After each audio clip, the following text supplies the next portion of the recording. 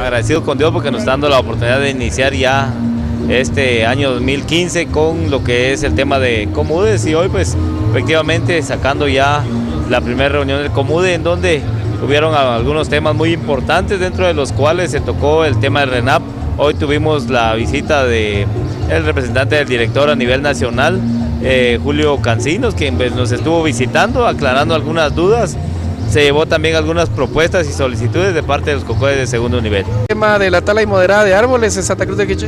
Sí, efectivamente, nosotros pues estamos haciendo lo que nos corresponde, con mucha dedicación, con mucho entusiasmo. Hemos estado reforestando varias áreas.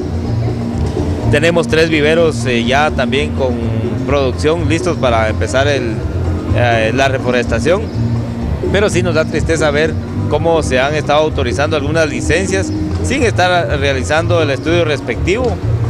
La tala inmoderada de bosques nos llama mucho la atención, ¿no? Y lamentamos realmente esta situación. Sí, venimos por invitación del señor presidente del Consejo Municipal de Desarrollo y alcalde municipal para aclarar algunas dudas que tenían algunas organizaciones, principalmente del área campesina, sobre el trabajo que está haciendo el RENAP acá en Santa Cruz del Quiché.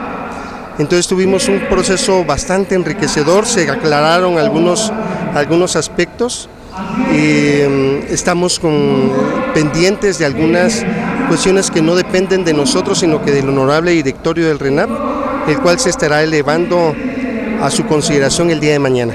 La valiosa participación del señor alcalde municipal de Santa Cruz del Quiché en el proceso de erradicación de subregistro. Hemos encontrado una respuesta formidable de la alcaldía para el proceso de erradicación de subregistro y en este caso poder identificar a todos los ciudadanos de Santa Cruz del Quiché. Quiero invitar a toda la comunidad de Santa Cruz para que reporten cualquier anomalía.